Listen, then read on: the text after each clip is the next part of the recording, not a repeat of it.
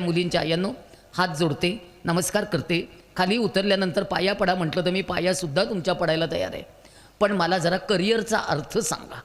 माझ्या मुलीचं करिअर महत्त्वाचं आहे. करिअर म्हणजे काय गं? मला मान्य आहे शिक्षण महत्त्वाचंच आहे, पण बायकांनो एक वाक्य कायम लक्षात ठेवा. जेव्हा आपल्या घराला आपली गरज असते त्यावेळेला कित्येक वेळेला आपल्या काही महत्त्वाच्या गोष्टी बाजूला ठेवाव्या लागतात. माझं लग्न झालं तेव्हा मी 10वी पास होते.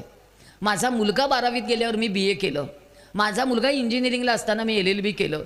माझी डिग्री LLBची म्हणजे मी वकील झाले ती वयाच्या 46व्या वर्षी झाली आहे. मी 25 वर्ष घरात होते. मी 25 वर्ष घर सांभाळलं. मी 2003 साली पहिल्यांदा घराच्या बाहेर पडली आहे. मला बोलायचं माहीत नव्हतं, माझ्यात आत्मविश्वास नव्हता, मला प्रचंड भीती वाटायची.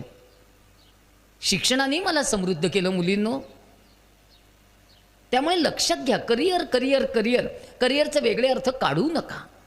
आणि एक वाक्य उद्यापासून अजिबात म्हणायचं नाही, चूल आणि मूल याच्यात बाई वर्षानुवर्ष अडकलेली आहे, तिला जरा बाहेर काढूया. चुलीतनं बाई बाहेर येते आणि मुलातनं तिचा जीव निघतो. माझ्या 90 वर्षाच्या सासूबाई पाय पांगळे झाल्यावर खुरडत खुरडत दरवाजात जायच्या. सगळे पाय रक्तबंबाळ व्हायचे. मी म्हणायचे, आई जाऊ नका जाऊ नका, तुमचे पाय रक्तबंबाळ होतात. त्या म्हणल्या, माझं लेकरू ग, माझं लेकरू ग. म्हटलं, तुमचं लेकरू आता 67 वर्षाचं आहे. 90 वर्षाच्या आईचा 67 वर्षाच्या लेकरासाठी जीव कासावीस होतो. हे फक्त भारतातच होऊ शकतं, परदेशात नाही. त्यामुळे मुलींनो, खरा अर्थ करिअरचा मी सांगते तुम्हाला.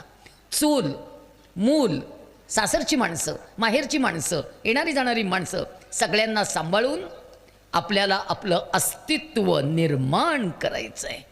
ते अस्तित्वच जास्त महत्त्वाचं असतं. आणि सगळ्या तरुण नवऱ्यांनो, बायकोच्या या संपूर्ण सगळ्या शिक्षणाला, तिच्या वाटचालीला मदत करणं, सहकार्य करणं तुमची तेवढीच जबाबदारी असते. चालत नाही तसं. आणि सगळ्या मुलींच्या आयांनो एक गोष्ट बोलते.